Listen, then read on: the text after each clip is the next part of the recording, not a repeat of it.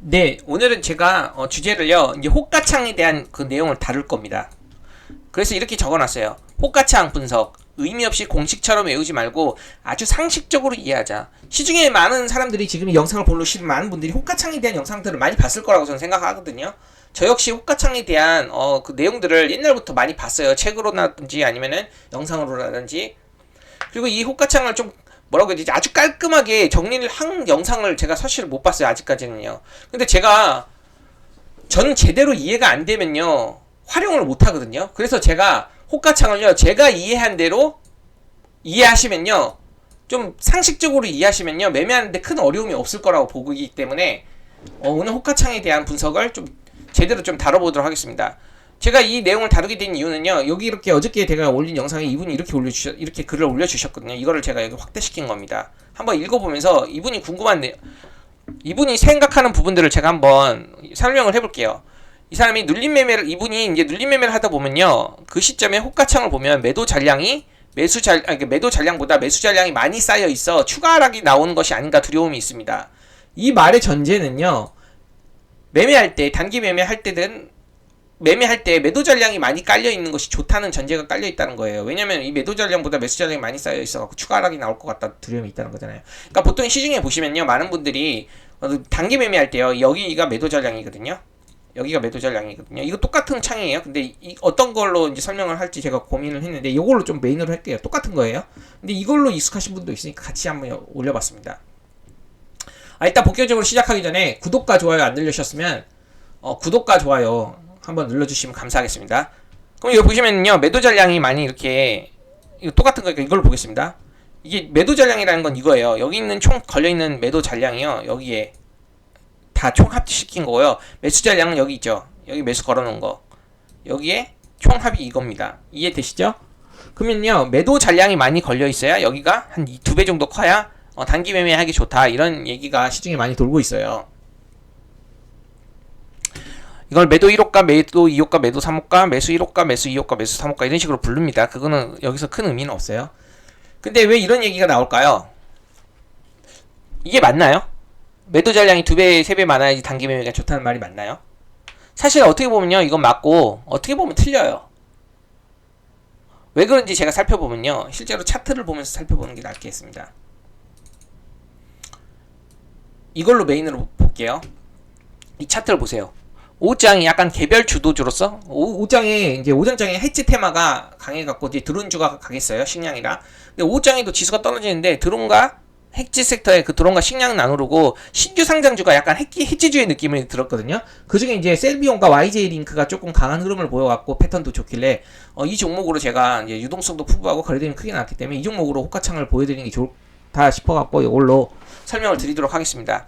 그러면은 보통 일반적으로요, 사실 호가창에 매도 잔량이 많은 경우 있잖아요. 여기에 매도 잔량이 많이 깔려 있는 경우, 그런 구간을 보면요, 요런 구간이에요. 요런 구간.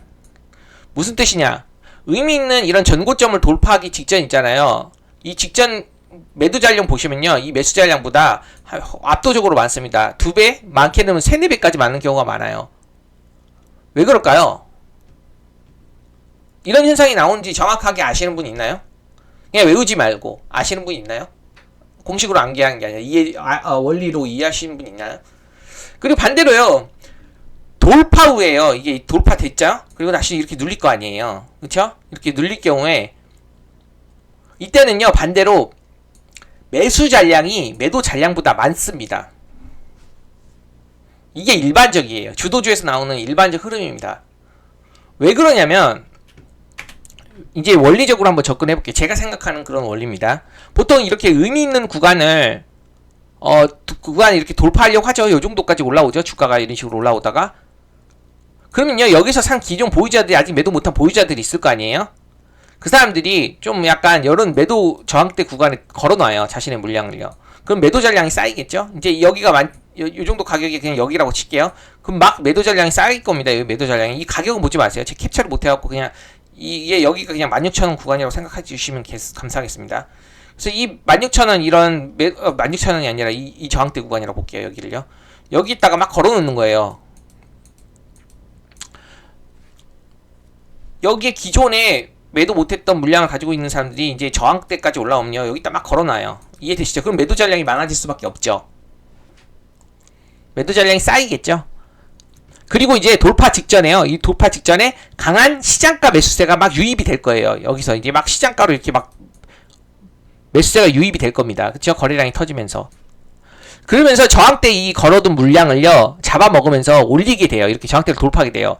그러면요, 아직 현금으로 보유하고 있는 잔재적인 시장 참여자들도요, 여기에 돌파에 동참을 하면서 거래량이 터지면서 돌파에 동참해요. 그러니까 이 종목을 안 들고 있는 사람들조차도 이런 저항대 의미 있는 구간을 거래량으로 돌파하죠. 큰 매수세가 들어오면요, 기존의 잠재 시장 참여자들도 매수에 동참해요. 시장가 매수에 동참해서 돌파에 참여해요.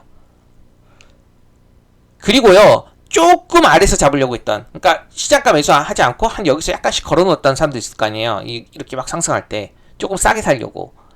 그런 사람들조차도요, 이 대기 매수세를 취소하고요, 이 취소한 금액을 바로 함께 시장가 매수에 참여하면서, 적극적인 사람들은 참여하면서요, 돌파에 동참한다는 뜻이에요. 이런 식으로. 그래서 거래량이 터지게 돼요.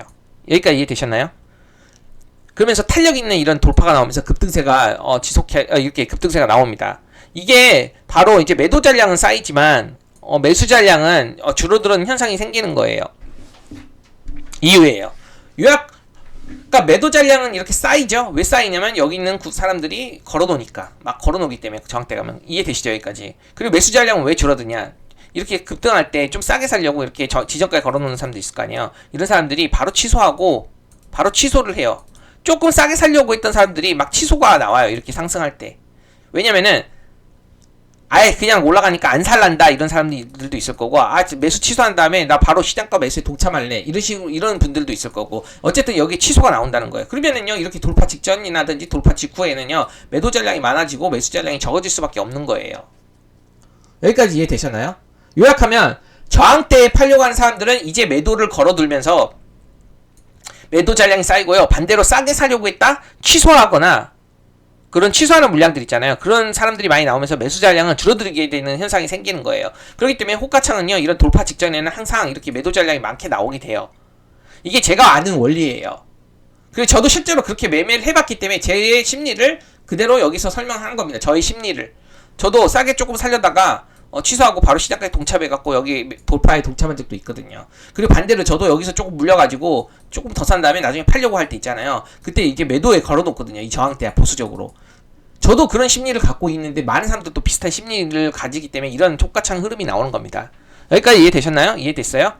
그러면요, 이제 어느 정도 상승하다가, 이제 보세요. 이렇게 어느 정도 돌파하고 상승하죠? 상승하다가요, 이런 차익 실현 욕구, 여기서 이제 어느 정도 급등하고 차익 실현 욕구가 나온단 말이에요. 단기적으로 막 5% 넘게 급등하면요. 그쵸? 그럼요, 차익 실현 욕구로 매도 물량이 여기서부터 막 나오기 시작해요. 그쵸? 특히 그러면은요, 돌파에 매수세에 참여하지 못했던 사람도 있을 거 아니에요. 이렇게 급등한 거 따라가지 않은 사람들도 있을 거 아니에요. 아쉽다 이러고 그냥 냅둬, 내 거 아니다, 이렇게 생각하는 사람들이 있을 거예요.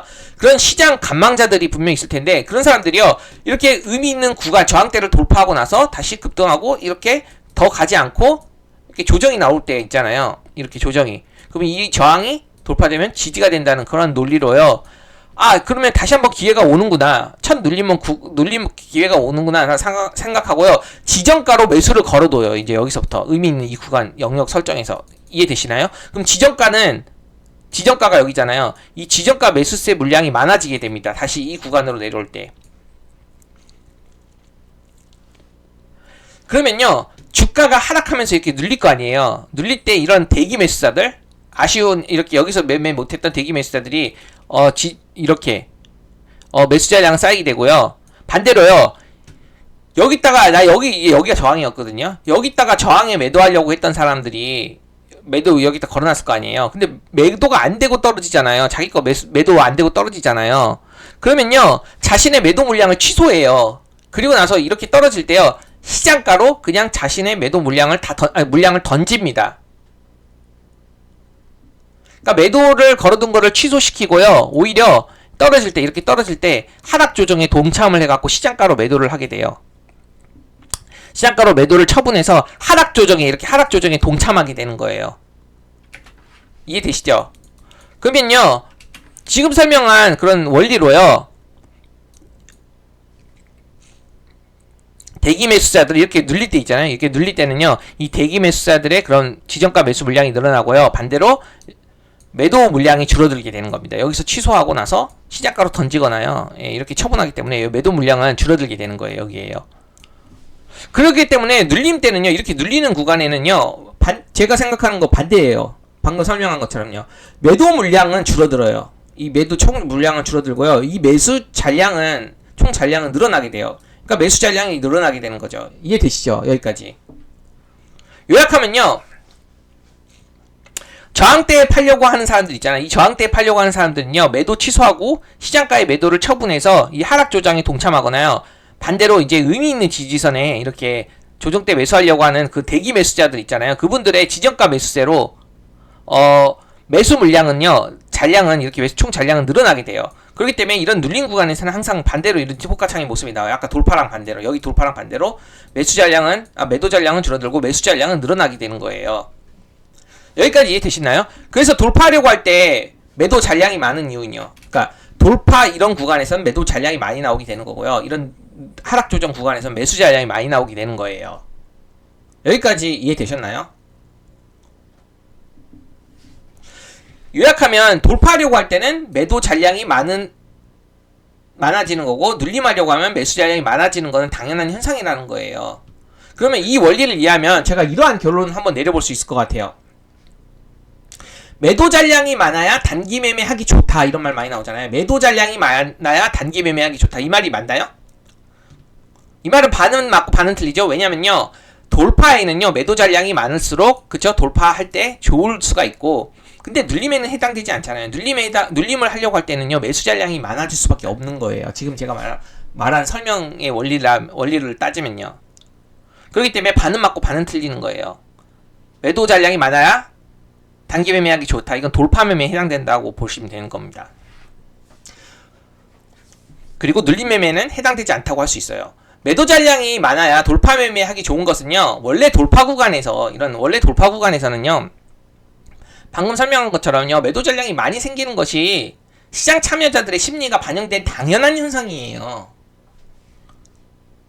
여기서 다양한 시장 참여자들의 심리가 그 반영되는 종목으로 지금 대표적인 거를 제가 유동성이 풍부한 주도주들, 특히 이건 개별 주도주였거든요. 5장에 해지의 약간 역할을 했던 이런 개별 주도주들의 호가창에서 나오는 모습들로 보면 당연한 그런 현상입니다.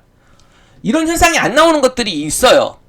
예를 들면요, 코데즈 컴바이너로 한번 잠깐 볼게요.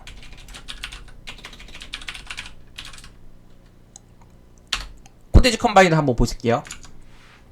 이 호가창을 한번 보면요, 이 다양한 시장 참여자들이 아닌 소수의 조막손들에 의해 자지우지되는 종목들을 호가창을 보면요, 이렇게 호가창이 되게 얇아요. 이런 종목들은요, 아까 설명한 주도주의 호가창에서 나온 그런 매도 잔량이, 돌파할 때 매도 잔량이 많거나 눌림 때 매수 잔량이 많거나 이런 현상이 나오지 않아요. 왜냐면 이건 조막손들에 의해서 움직이는 호가창이기 때문에요, 약간 소수에 의해서 결정돼요. 호가창의 흐름이 주도주의 호가창에서 나오는 그런 호가창의 특성과 다릅니다. 이런 호가창은요, 애당초 호가가 너무 얇기 때문에요, 이게 누가 이제 소수가 이제 잘못 이렇게 돌파 매매를 해갖고 한 5,000원 샀다고 칠게요. 그럼 순식간에 이 물량을 다 잡아먹고 한 2-3%가 올려지게 돼요. 그리고 나서 이 사람이 나중에 시장가로 잘못 사갖고 매도를 했다 칠게요. 그럼요, 얼마예요? 5천만원 매도하면요, 여기 있는 39,000 물량을 5천만원 매도했다면 이런 식으로 매도할 거 아니에요. 여기 시장가로 다 날려버리면요, 여기 있는 매도 물량이 다 이렇게 쓸려 내려가면서 하락해요. 이거 한 호가에 얼마 걸려있어요? 1,000만, 10만, 100만, 한 몇백만원 단위밖에 안 되잖아요. 이거는 10만원대고. 그러니까 이런 호가창이 보여요. 그래서 내가 만약에 3천만원을 잘못 사고 3천만원을 다 시작가로 날려버렸다. 그러면 이 호가창 다 무너뜨리고요, 3%에서 5% 급락 나올 경우도 가끔 나오거든요. 그런 종목들의 호가창 보시면요, 이런 호가창이 불규칙하게 그리고 또 얇게 돼 있어요. 그렇기 때문에 애당초 이런 호가가 얇은 그런 호가창들 있잖아요. 호가가 얇은 종목들 있잖아요. 이거는 애당초 접근하지 않는 게 좋아요. 눌림이 돌파든요. 이해되시죠? 그래서 오늘 같은 경우 이 텅텅 빈 호가창의 위험성은요, 제가 많이 설명을 안 해도 당해보신 분들은 다 이해할 거예요. 주도주에서 나오는 호가창, 아까 그런 호가창의 그런 특성이 나오지 않습니다. 그리고 예를 들면 오늘 YG 플러스 볼게요. YG 플러스 같은 경우 이것도 보시면 호가창이 되게 튼튼하게 나왔거든요. 억대 단위로 막 몇 억대 단위로 한 호가창이 몇 억대 단위로 있었고 여기 또 호가창이 튼튼했습니다. 이것도 좀 이따 이제 매매할 때 매매 설명 지금 이 원리 설명드리고 다시 한번 살펴볼게요. 결론적으로 제가 하고 싶은 말은요 뭐냐면요 이걸로 우선 정리를 해드릴게요. 결론적으로 제가 하고 싶은 말은 뭐냐면 시중에요 매도 잔량이 시중에 이 매도 잔량이 있잖아요. 이 매도 잔량이 매수 잔량에 비해 1.5배 또는 2배 이상 많은 것이 매매하기 좋다는 것은요 돌파 매매에는 어느 정도 해당되는 얘기지만요 실제로 제가 오랫동안 호가창을 보고 매매해본 결과 별 의미가 없어요. 그건 당연한 주도주에서 나타난 당연한 현상이기 때문에 의미를 둘 필요가 크게 없습니다. 매도 잔량이 매수 잔량보다 얼마 더 많으면 좋냐 이런 것들로 이제 매매를 결정하는 매매를 결정하기보다는요 그런 관점으로 접근하기보다는 사실 돌파 매매에서 더 중요한 것이 있어요. 뭐냐면요 이건 돌파 매매에 해당되는 거잖아요. 연속적인 체결량 있잖아요. 여기에 엄청나게 물량이 나올 거 아니에요. 연속적인 체결량이 얼마나 유익이 되면서 체결 속도가 얼마나 빠른지가 더 중요합니다. 이거는 나중에 이런 돌파봉이라든지 이게 돌파 추세봉 있잖아요. 요런 매매할 때 더 중요해요. 그런 연속적인 체결량과 제가 이걸 한번 간단하게 설명을 해보는 게 좋을 것 같네요. 연속적인 체결량과 체결 속도 이거를 제가 예전에 설명드렸는데 이거 보시면요 이 돌파 매매 할 때요 이 얼마나 연속적인 체결량은 뭐냐면 이 뭉탱이 돈이 있거든요. 이게 한 번 체결될 때마다 한 5천만원 이상씩 체결되는 게 5천만원 이상씩 물량이 체결되면서 이렇게 엄청나게 큰 뭉탱이 물량이 이렇게 많이 들어오는 게 좋다는 거예요. 연속적인 체결이 됐다는 뜻이. 그리고요, 체결 속도는 무슨 뜻이냐면요. 이렇게 이 체결될 때요, 이 속도 이렇게 막 쭈루루루루루 엄청나게 빨리 체결되는 게 좋다는 거예요. 특히 아까 그런 의미 있는 이런 구간 돌파할 때 있잖아요. 이런 의미 있는 구간 돌파할 때 엄청난 매수 체결 물량과요, 그리고 엄청난 빠른 호가창이 나오는 게 좋다는 뜻이에요. 아까 YJ 그 링크라든지 오늘 YG 플러스 그런 것들이 그 의미 있는 구간 돌파할 때 이런 흐름을 보였거든요. 그게 더 중요하다는 뜻이에요. 그래서 제가 여기다 예전에 호가창 설명할 때는요, 가장 중요한 게 돌파 매매에서 가장 중요한 거는요 체결 속도라고 설명드린 바 있어요. 이해되시죠?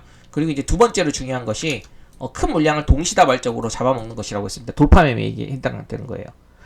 그리고 이제 세 번째로 중요한 것이 이제 그거예요. 대량 물량을 연속적으로 잡아먹으면서요.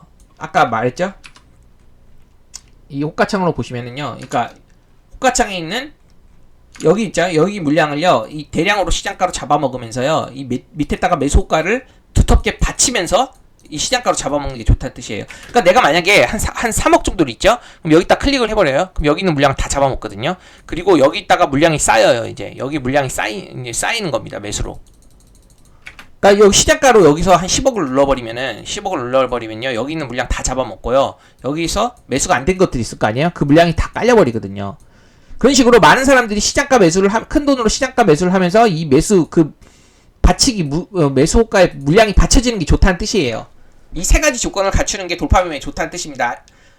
나중에 실전에서 이건 설명을 해버리는 게 좋을 것 같아요. 그래서 제가 아까 질문을 보면요. 매도 잔량, 눌림 시 매도 잔량보다 매수 잔량이 많아서 추가 하락에 대한 두려움이 있어서 접근하지 못하겠다고 했는데 이 질문이 이제 의미가 없다는 것을 이해하시겠나요? 왜냐면 돌파 매매를 그쵸? 의미 없다는 거 아시겠나요? 왜냐면 어차피 돌파 매매 할 때는요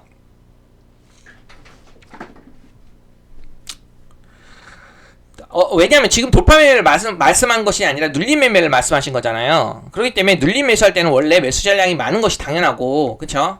눌림 매매할 때 매수 잔량이 많은 것이 당연한 거예요. 그래서 의미 있는 이 지지선까지, 조정 받기까지요, 매도 물량이 많이 나올 수 있기 때문에, 의미 있는 지지선 구간을 잡아서 눌림 매수할 때는요, 그 호가창이 크게, 이제, 매수 물량이 엄청 많더라도, 크게, 연연하고 매매할 필요가 없는 거예요. 눌림으로 접근할 때는요. 이해되셔요?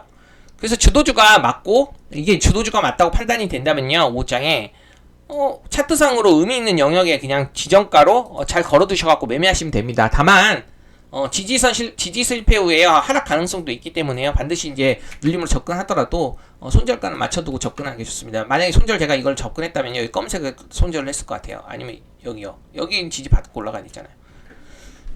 이해되셨나요? 지금까지 한 부분들 잘 이해되셨을 거라고 생각해요. 그러면 제가 실제로 매매한 종목들을 통해서 한번 다시 확인을 해볼게요.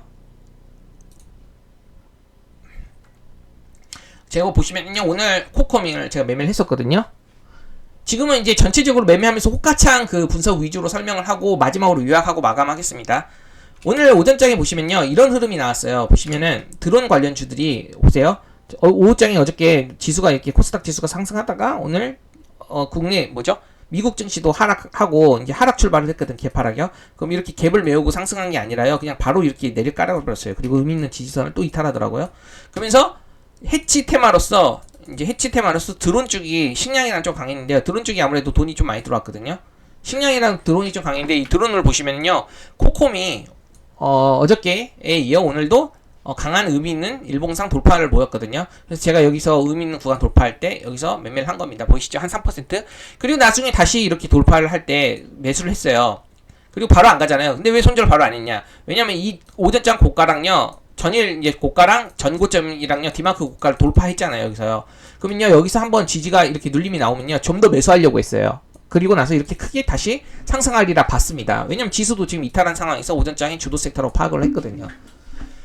그렇기 때문에 좀 더 살려고 했는데 사진 여기서 걸어놨는데 아까 말했잖아요. 지정가 매수로 걸어놨는데 안 사졌어요. 안 사지고 나서 그냥 바로 이렇게 한 4% 정도 추가 하락 상승해서 던졌던 겁니다. 이해되시죠?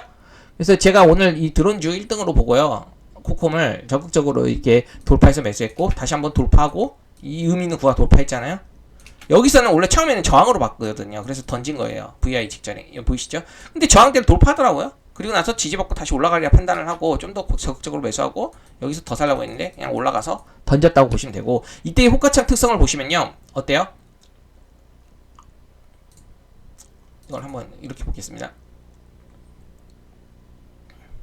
내려서 좀 볼게요. 여기 보시면요, 이때 이렇게 돌파할 때의 호가창들을 보시면요, 여기 보세요.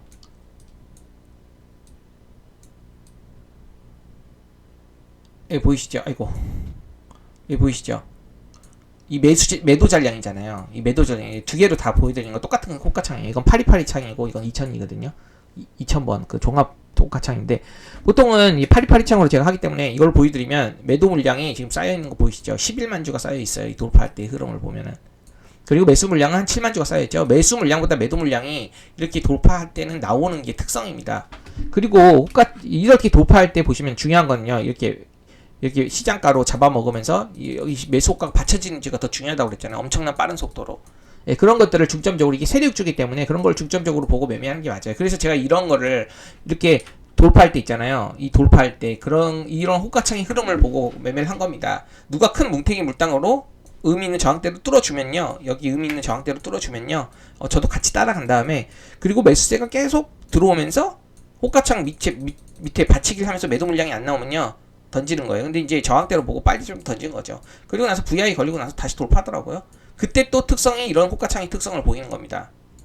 그리고 나중에 이제 이렇게 눌리잖아요. 이렇게 눌리면은요, 그때는 반대로 이제 매수 호가 잔량이 더 많아지게 돼요. 아까 설명한 원리대로. 이해되시죠? 근데 지금 이 돌파할 때 그 국면의 호가창을 보면 매도 물량이 많아질 수밖에 없어요. 호가창 관점에서 지금 설명드린 거고, 그러면은 내려볼게요. 내려보면서 설명드리겠습니다. 그럼 두 번째, 코콤을 이런 식으로 정리를, 코콤 이렇게 매매를 했고요. 잠시만요.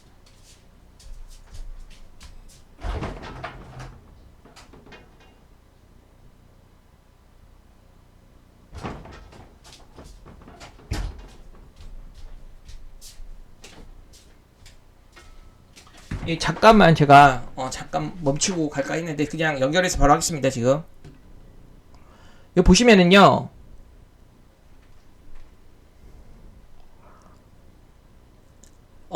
이제 밑에 보시면은 잠깐 이 코콤을 보시면요, 이렇게 돌파하고 나서 이제 주도주 역할을 했잖아요. 그리고 나중에 이렇게 눌릴 때 있잖아요. 이렇게 눌릴 때, 이 눌릴 때 호가창을 보면요, 이런 모습이 나온단 말이에요.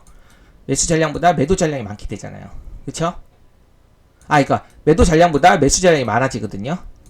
이런 건 당연한 현상이라는 뜻이에요. 이렇게 눌릴 때는 그런 모습이 나온다는 거예요. 그러니까 이거를 눌릴 때 이렇게 눌리면 할 때는요 이 매도 전량이 많아야 좋다고 이렇게 생각하시지 않기를 바란다는 뜻으로 제가 이거를 캡처를 해갖고 올렸던 겁니다. 지금 이게 눌릴 때는 매수 전량이 많아지는 게 당연해요. 아까 그 원리대로요.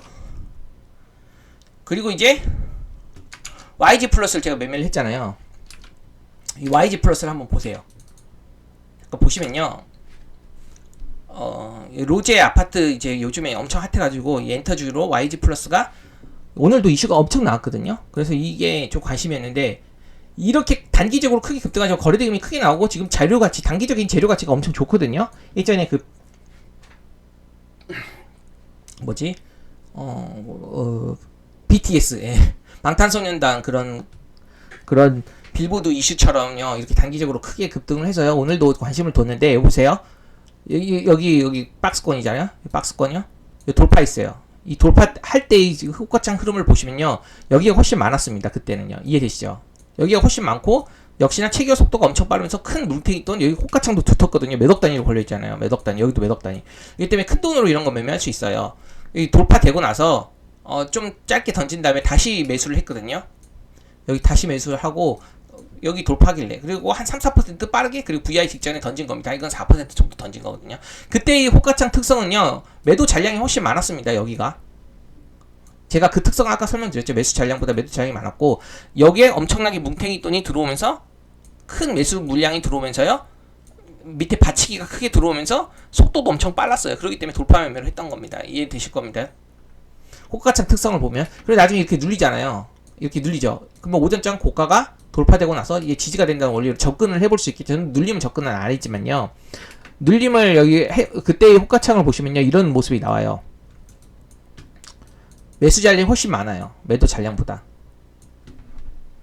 왜냐면 아까 그 원리대로요. 그쵸? 제가 원리 설명드렸죠. 그리고 나서 나중에 여기 보시면은 여기서 또 여기 오전장 고가를 돌파했잖아요. 돌파되고 나서 눌렸을 거 아니에요. 그럼 또 눌렸을 때 그 흐름 보면 이런 식으로 매수 잔량보다 매수 잔량이 많게 나온 게 주도주의 특성입니다. 눌림 매매할 때는 그래서 매수 잔량이 많다고 신경 쓰지 않아도 된다는 뜻이에요. 그리고 나중에 반등이 크게 나오지 않아서 정리를 했는데 이런 식으로 YG를 제가 한번 플러스를 YG 플러스를 매매했는데 그때의 호가창 특성을 지금 한번 설명을 했던 겁니다. 지금 다시 이해되시죠? 아까 처음에 설명했던 내용들처럼 그 원리대로 움직인다는 걸 이해해 주세요. 그러면 한번 이제 결론을 제가 내려볼게요. 요약을 해볼게요. 결론을 제가 이제 여기다 내고 세 줄 요약을 할게요. 세 줄 요약하겠습니다. 이 돌파봉 매매는요 양봉에 매수하는 거예요. 그쵸? 어떤 양봉? 이런 양봉이죠. 이런 의미 있는 돌파를 이런 의미 있는 제가 실제 매매한 걸 통해서 보여드리는 거예요. 의미 있는 매수했죠? 시장가 매수가 일반적이에요. 지정가로 올리는 게 아니에요. 이거 시장가로 이거 보세요. 시장가 이게 호가창으로 시장가로 잡아먹으면서 올리는 거거든요. 그렇기 때문에요. 이때의 호가창 특성은요. 매도 잔량이 많아져요. 아까 매도 잔량이 더 많습니다. 이렇게 매도 잔량이 더 많아져요. 그리고 시장가 매수로 먹는 거예요. 이해되시죠? 왜 그런지 아까 보여드렸죠. 세력들의 그 사람들의 그 심리 관점에서 보면요. 시장가 매수로 들어올리면서 매도 잔량이 훨씬 많아지는 원리고요. 그리고 눌림 매매는요. 음봉으로 내려올 때 이렇게 음봉으로 내려올 때 매수하는 거잖아요. 그렇기 때문에 그때는 지정가 매수가 일반적이에요. 걸어다 갖고 사람들이 매수한단 말이에요. 그렇기 때문에 매수 잔량이 훨씬 많아지고 매도 잔량은 줄어들 수밖에 없어요. 아까 처음에 말한 원리대로. 그거 다 설명할 필요 없죠. 지금 이제 이해되셨으니까 이 둘의 매수 방법의 차이를 한번 기본적으로 이해하시면 되겠습니다. 돌파봉 매매는 시장가 매수로 사람들이 많이 매매를 하기 때문에 아까 제가 처음에 설명한 원리대로요. 매수 잔량보다는 매도 잔량이 많아지고요. 그리고 반대로 눌림 매매는요. 음봉으로 내려올 때 매수하는 거기 때문에 지정가 매수가 일반적이고 이때는 매수 잔량 제가 잘못 썼네요. 이거 이때는 매도 잔량보다 매수 잔량이 많다는 거죠. 매수 잔량이 많아지는 거예요. 그래서 이 돌파봉 매매할 때에 제가 이런 매매할 때는요. 매도 잔량이 많이 나타나는 특성이 있었고 아까 그거보다 잔량의 그런 차이를 중요시 생각한 것보다는요. 그때의 그 시장 분위기 그쵸? 시장 분위기 그리고 그때 이제 매수 체결 뭉탱이 뜬 그런 들어오는 그런 물량과 매수 잔량 그 호가의 그런 스피드 있잖아요. 체결 속도 그런 것들 중요하고 매매하는 거예요. 하지만 그러니까 한마디로 돌파봉 매매할 때는요. 아까 말한 호가창의 속도, 그쵸? 호가창 체결 속도, 뭉탱이 돈의 출현, 그리고 받치기 물량 들어온지 이 세 가지를 중요시 생각하게 하는 거고요. 호가창 넣을 땐 좀 중요시 생각합니다. 하지만요, 눌림 매매는요, 호가창 중요하지 않아요, 그렇게. 일정 정도 큰 슈팅이 나오지 않고 일정 정도 돌파되고 눌릴 때는요, 호가창보다는요, 차트상 지지 구간들을 잘 살펴보면서 이게 주도주라면은 유동성이 좋기 때문에 반등이 나올 가능성이 크기 때문에 그걸 눌림 매매 해볼 수 있는 겁니다. 근데 제가 이거는 이제 눌림 매매는 안 했어요. 이거는 주도주는 아니야. 주도주라고 보기는 힘들고요. 양자 암호 관련된 주식 중에 좀 강한 끼를 보였기 때문에 이 돌파할 때 좀 약간 빠르게 치고 나올 수 있는 매매 하기에 좋아갖고 그런 끼를 가진 인기주였기 때문에 매매했던 거고 눌림은 하진 않았습니다. 근데 만약에 거래량이 빵빵 터지면서 아까 YG처럼요, 그렇죠? YG처럼 이렇게 거래량이 빵빵빵빵 터지면서 이렇게 의미 있는 구간 돌파하고 눌려왔을 때는요, 이런 것들은 좀 눌림 매매로 해봐도 되긴 합니다. 당일 시장이 약간 개별 주도주 흐름을 보였거든요. 거래 대금도 빵빵 따지는 유동성이 풍부했고 이해되셨죠? 그리고 두 번째로는요, 시중에 많은 사람들이요, 매수 잔량에 비해 1.5배 또는 2배 이상 많은 것이 단기 매매에 좋다는 것은요, 다양한 시장 참여들의 심리가 반영된 현상으로 주도주 돌파 매매에서는 당연한 논리예요. 그래서 이보다는 중요한 게 이제 저항대를 돌파할 때 연속적인 체결 물량과 체결 속도, 그리고 받치기 물량 들어온지 이걸 더 중시하고 매매하시면 됩니다. 돌파 매매 하시는 분들은요. 그리고 마지막으로는 눌림 매매에서는 오히려 매도 잔량에 비해 매수 잔량이 많아지는 것이 일반적인 흐름이므로 유동성이 풍부한 주도주가 맞다면 차트적으로 지지저항 잘 설정해서 접근해서 매매하면 됩니다. 이해되시겠습니까? 아까 여기 보시면요, 요런거 이제 오후장에 개별 주도주라는 판단이 들고 거래대금이 빵빵 터지는 그런 흐름이었고 패턴도 좋고 해지주로서 이게 좀 강할 수 있다 이러면 이런 것들을 돌파되고 첫 눌림으로 접근을 해볼 수 있다는 뜻이에요. 구간 잡아갖고 그때 이제 호가창이 그렇게 중요하진 않다는 뜻이에요. 하지만 너무 크게 급등하고 예를 들면 여기서 이렇게 막 급등해버렸어요. 그리고 이렇게 눌려버리죠. 이렇게 눌려버리죠. 여기까지 다시. 그럴 때는 이제 눌림으로 매매하지 않으면 됩니다. 왜냐면 큰 슈팅이 주고 나서 거래량이 크게 터졌어요. 그리고 눌리면요, 여기에 이제 물린 사람들도 많기 때문에 추격 매수해서 여기 있는 물량을 소화하고 다시 올리기는 힘들기 때문에 그때 눌림 매매가 잘 안 먹혀요. 호가창을 떠나서. 이해되셨나요? 그래서 이렇게 세 가지 요약으로 오늘 마무리 졌는데, 지금 제가 설명이 조금 오랜만에 호가창 설명을 하다 보니까 약간 더뎠어요. 약간 좀 부족한 면이 많이 왔었던 것 같은데, 제가 하고자 하는 요약은 다 전달을 했다고 생각하니까요. 호가창이요, 분석할 때는요, 의미 없이 공식처럼 외우지 마세요. 뭐 매도 잔량이 많으면 좋다, 몇 배 많으면 좋다, 막 이런 거보다는요, 상식적으로 아까 제가 처음에 설명한 원리대로 좀 이해하고 나서 주도주에 나타나는 호가창 특성을 이해하고 돌파로 접근할 때, 그리고 눌림으로 접근할 때 그 호가창 특성을 차이점을 이해하시면 되겠습니다. 여기까지 하고 마무리할 테니까요. 내용 좋았다면 구독과 좋아요 부탁드리겠습니다.